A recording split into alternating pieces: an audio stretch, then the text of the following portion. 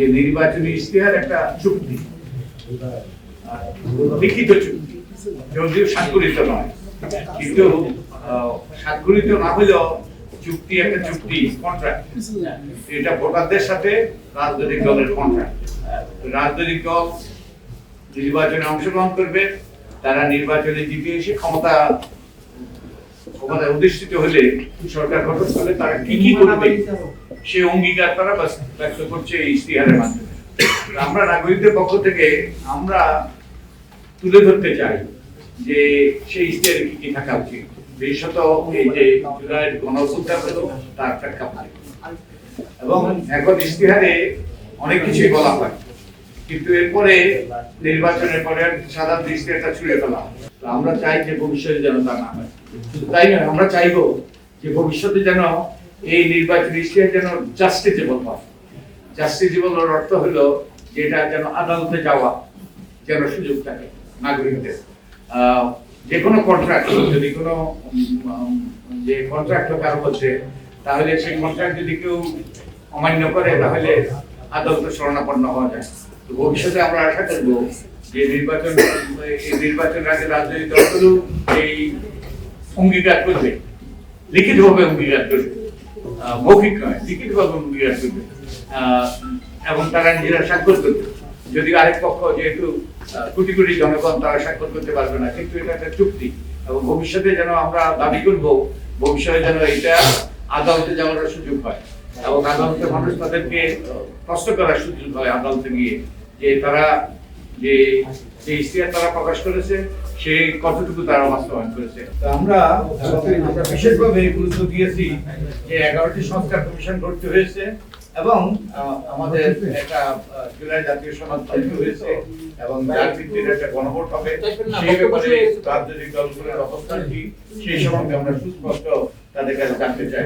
এবং বিশেষত 11টি সংস্কার কমিশন অনেকগুলো সংস্কার প্রস্তাব করেছে, এগুলো তাদের নির্বাচনী ইশতেহারে কিভাবে প্রতিফলিত হয়েছে আমরা সেই সম্পর্কে জানতে চাই।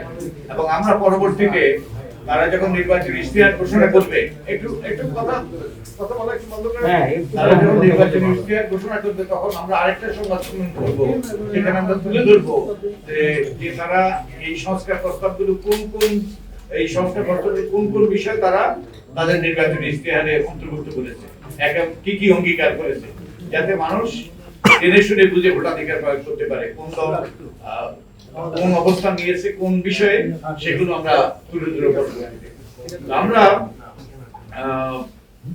আমরা অবশ্যই সুষ্ঠু নিরপেক্ষ নির্বাচন চাই। আমরা এই আগামী ফেব্রুয়ারি 12 তারিখে যে নির্বাচন হবে, আমরা আশা করি যে এটা গ্রহণযোগ্য নির্বাচন হবে, কিন্তু এটাই যথেষ্ট নয়।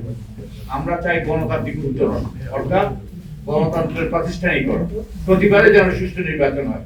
এই জন্যই কতগুলো কাঠামোগত সংস্কার যেগুলোর ভিত্তিতে গণভোট হবে, সে ব্যাপারে আমরা আমাদের রাজনৈতিক দলগুলোর সুস্পষ্ট অবস্থান চাই।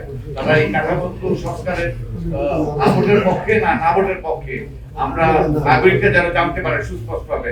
যদিও তারা অঙ্গীকার করেছে যে জুলাই জাতীয় সনদে তারা অঙ্গীকার করেছে এগুলো বাস্তবায়ন করবে, কিন্তু আমরা তাদের ইশতেহারে এটা যেন সুস্পষ্ট লিপিবদ্ধ থাকে তা দেখতে চাই। আমরা আশা করি আমাদের রাজনৈতিক দলগুলো আইন মেনে তাদের মনোনয়ন দেবে।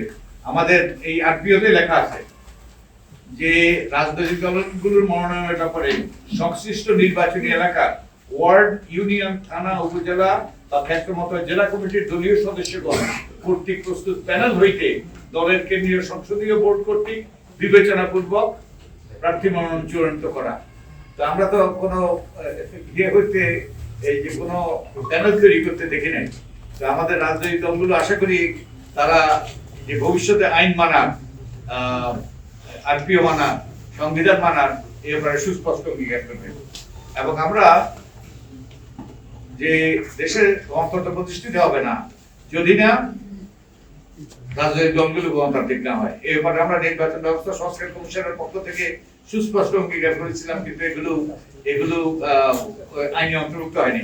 আমরা আরেকটা সুপারিশ করেছিলাম যে তথ্য অধিকার আইনের অধীনে যেন রাজনৈতিক দলগুলো আসে, এবং এটা জুলাই জাতীয় সনদেও আছে। তো আমরা আশা করি যে রাজনৈতিক দলগুলো যাতে স্বচ্ছ রাজনৈতিক দল হয়, গণতান্ত্রিক রাজনৈতিক দল হয়, তারা যেন তাদের নির্বাচনী ইশতেহারে তথ্য অধিকার আইনে রাজনৈতিক দলগুলোকে অন্তর্ভুক্ত করার, আইনের অন্তর্ভুক্ত করার তারা সুস্পষ্ট অঙ্গীকার করে।